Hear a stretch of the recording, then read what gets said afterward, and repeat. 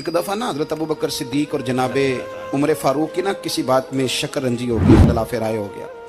तो जनाबे उमर ज़रा डाढ़ी तबीयत के बंदे थे, डांट दिया अबू बकर सिद्दीक को। तो सिद्दीक एक नरम बंदे थे, माड़े दा की काम मोहम्मद नस जाना या रोना।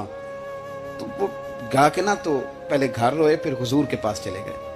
जनाबे उमर कहते मुझे भी ख्याल आया कि यार ये मुझे नहीं करना चाहिए था। थोड़ी देर के बाद अच्छे लोग जो होते हैं उनका गुस्सा जल्दी उतर जाता है। कहते मैंने जाके जनाबे सिद्दीक अकबर के दरवाजे पे दस्तक दी तो पता चला वो तो घर ही नहीं। मैं समझ गया, मैं डर गया, मेरी टांगे कांपने लगी। क्यों डर रहे हो उमर? फरमाने लगे इसलिए डर रहा हूं कि अबू बकर जब अपने घर नहीं होते तो दरवाजा रसूल पे हो। सारी बात तो सुना दी होगी।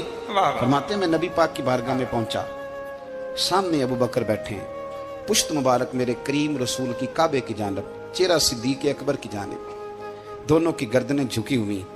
जनाबे उमर पाक फरमाते हैं कि मैं बैठा था और सोच रहा था, सलाम ली, जवाब मिला, पर गर्दनें नहीं उठाई दोनों ने, मुकद्दस गर्दनें झुकी रही। मैं सोच रहा था कि अब हुजूर मुझे डांटेंगे तो मैं सिद्दीक के पैर पकड़ूंगा, मैं अली को सिफारिशी बनाऊंगा, मैं मिन्नत करूंगा, लेकिन कोई बोले तो बात बने ना।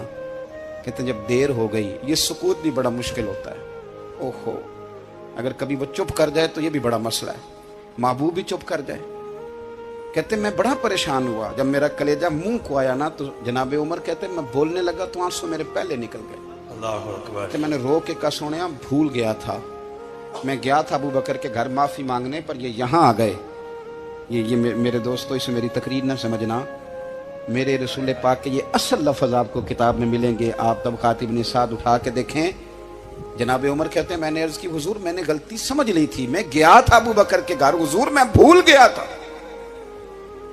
फरमाते हैं नबी पाक ने जब गर्दन मुबारक उठाई तो हुजूर की दाढ़ी आंसुओं से भरी हुई। और लफ्ज क्या थे? फरमाया उमर तुम मेरी खातर मेरे अबू बकर को माफ नहीं कर सकते थे? आप बात को समझे, ये नहीं फरमाया अबू बकर ने गलती नहीं की, फरमाया छोड़ नहीं सकते थे, तुम मेरी वजह से मेरे साहब को छोड़ नहीं सकते थे।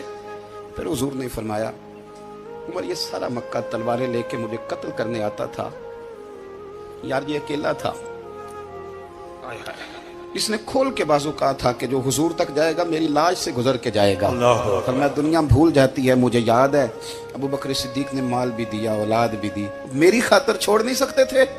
जनाब उमर कहते हैं मैं उसके बाद समझ गया कि मेरे मुस्तफ़ा की रजा इसी में है कि अबू बकर को राजी रखा जाए। सुभान अल्लाह।